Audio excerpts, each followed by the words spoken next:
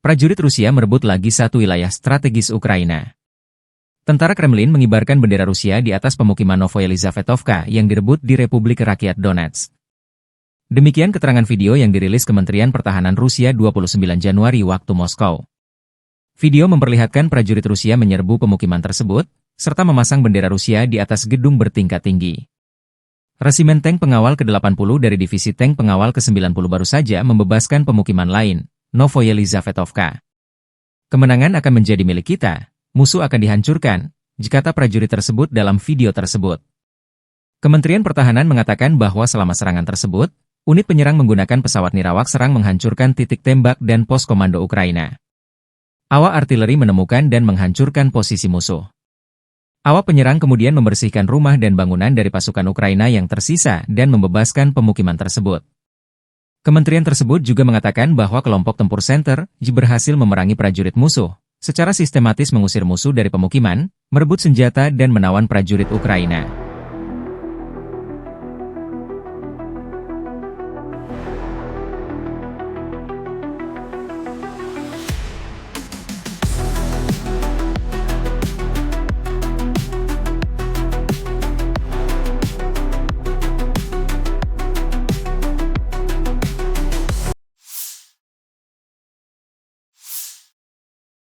Angkatan Bersenjata Ukraina 29 Januari malam, melancarkan serangan drone besar-besaran ke sejumlah wilayah Rusia.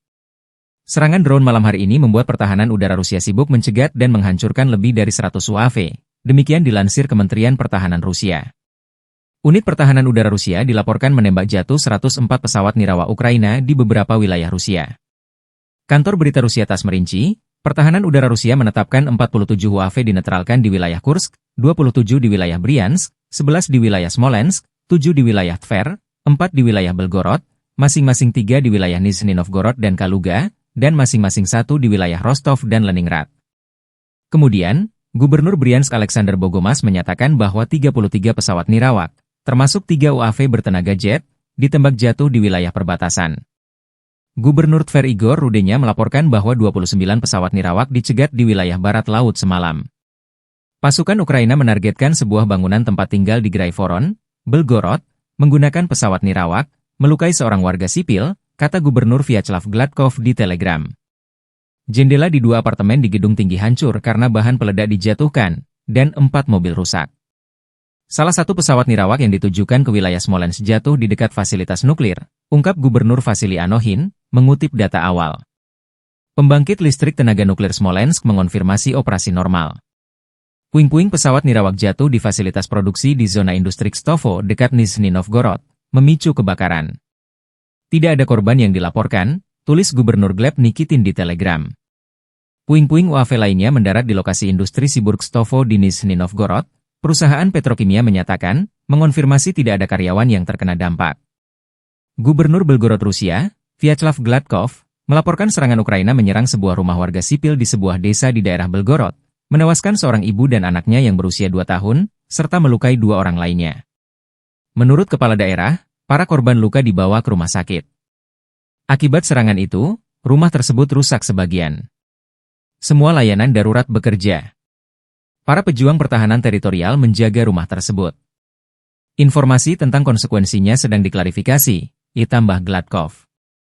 Militer Rusia bersumpah merespons serangan drone Ukraina ini dalam waktu cepat.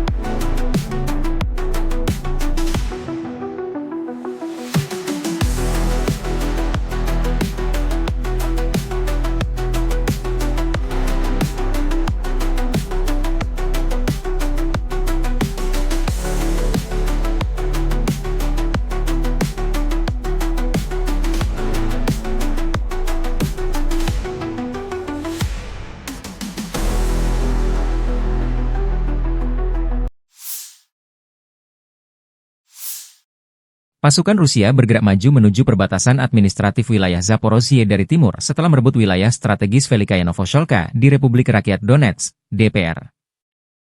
Demikian pernyataan Vladimir Rogov, Ketua Komisi Kamar Sipil Rusia untuk Kedaulatan, Proyek Patriotik, dan Dukungan bagi Veteran, kepada kantor berusia Rusia, TASS, 29 Januari waktu Moskow. Pasukan Rusia bergerak maju dari komunitas Velikaya Novosholka yang direbut menuju wilayah Zaporozhye, khususnya di area cagar alam Balka Severnaya. Rogov mengatakan kepada TASS sebelumnya bahwa penghancuran garis pertahanan strategis tentara Ukraina di dekat Velikaya Novosholka di Republik Rakyat Donetsk memungkinkan pasukan Rusia maju ke benteng pertahanan musuh utama di wilayah Zaporozhye dari timur dan timur laut. Ia lebih lanjut mengatakan bahwa posisi tentara Ukraina di dekat Gulaipole dan Orehov kurang siap untuk pertahanan dari arah timur dan utara dibandingkan dari selatan.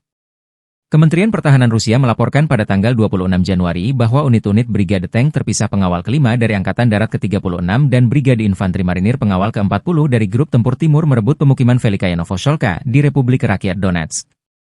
Ini salah satu daerah penghubung di Donetsk untuk menjangkau wilayah sekitarnya.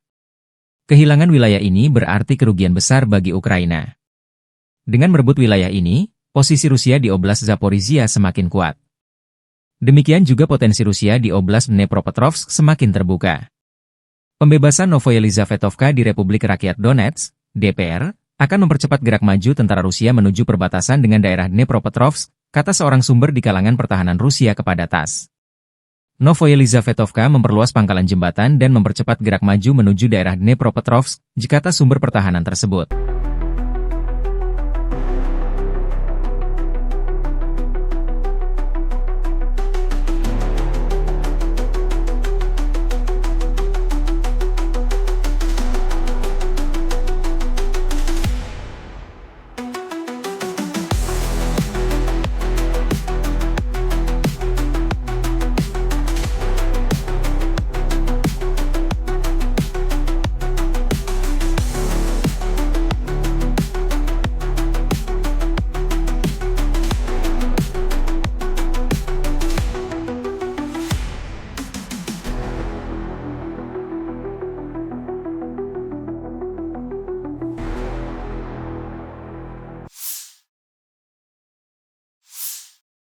Angkatan Bersenjata Ukraina 30 Januari 2025 mencatat 158 kontak senjata terjadi sepanjang garis depan dalam 24 jam terakhir. Pasukan penerbangan, pasukan rudal, dan artileri Angkatan Bersenjata Ukraina menyerang 10 daerah konsentrasi personel dan peralatan, 1 sistem pertahanan udara, dan 2 fasilitas penting lainnya milik militer Rusia. Jumlah kerugian penjajah sementara dikalkulasi, demikian pernyataan resmi Staf Umum Angkatan Bersenjata Ukraina. Di arah Kupiansk, 10 serangan Rusia diadang Ukraina. Pasukan pertahanan Ukraina memukul mundur serangan musuh di dekat Petropavlivka, Novoshnovo, Kolesnikovka, Zagrizhove, dan Lozova. Dalam sehari, Rusia menyerang 26 kali ke arah Liman mencoba maju di dekat Novoyehorivka, Kopanki, Makiyivka, Novolubivka, Torske, Yampolivka, dan Zelena Dolina. Di arah Pokrovski, para pembela kami menghentikan 72 penyerangan dan tindakan ofensif agresor di wilayah pemukiman Vodiane Druge, Elizavetivka, Mirolyubivka, Lisivka, Vidrodzenia, Zafirovo, Kotline, Udachne, Kotliarivka, Andriivka, Dachne, dan Ulakli, ditambah Staf Umum Angkatan Bersenjata Ukraina.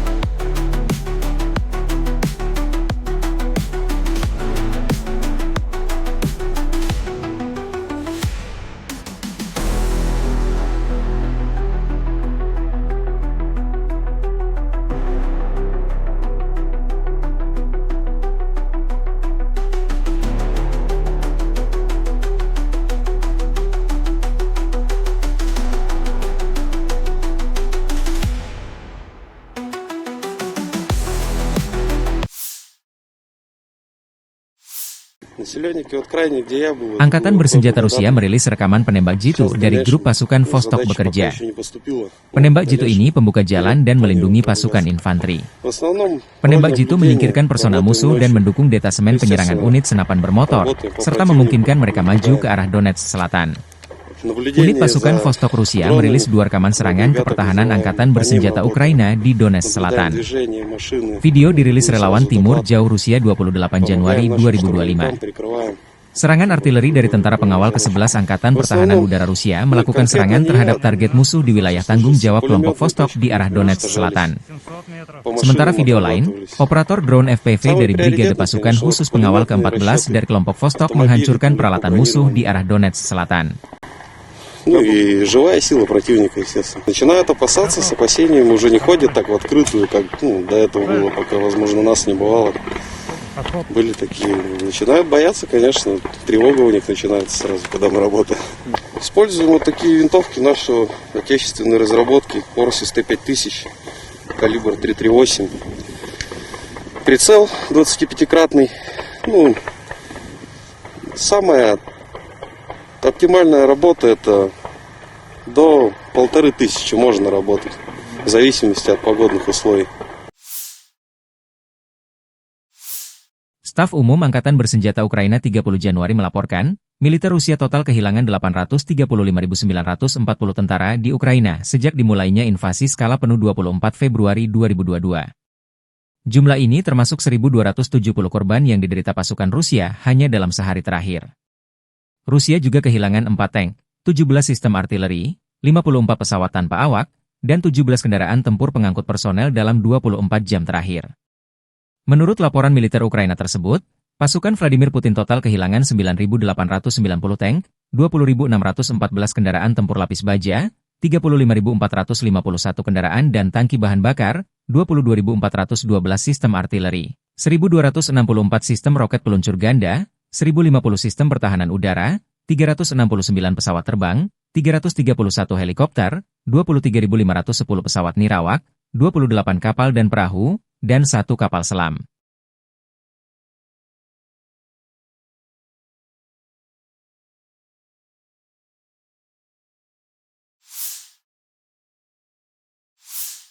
Terpisah, kubu Rusia melaporkan, penerbangan taktis operasional, UAV serang, pasukan rudal dan artileri dari kelompok pasukan Rusia menyerang infrastruktur lapangan udara militer, bengkel produksi pesawat nirawak dan kendaraan permukaan tanpa awak, depot, dan lokasi perakitan serta kelompok personel dan tenaga kerja dan perangkat keras musuh di 156 wilayah dalam 24 jam terakhir. Sistem pertahanan udara Rusia menembak jatuh 165 kendaraan udara nirawak sayap tetap. Secara total, sejak dimulainya operasi militer khusus, Angkatan Bersenjata Ukraina kehilangan 652 pesawat, 283 helikopter, 41.800 kendaraan udara nirawak, 590 sistem rudal anti-pesawat, 20.887 tank dan kendaraan tempur lapis baja lainnya. Angkatan Bersenjata Ukraina juga kehilangan 1.510 kendaraan tempur MLRS, 21.041 senjata artileri lapangan dan mortir, dan 30.878 unit kendaraan pendukung militer. Konflik Rusia-Ukraina memasuki hari ke-1070 belum atau tahun ketiga belum ada tanda-tanda perdamaian dua kubu.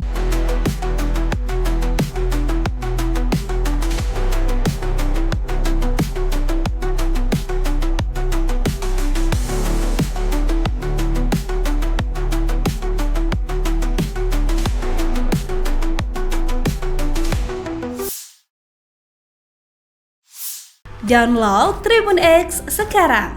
Menghadirkan lokal menjadi Indonesia.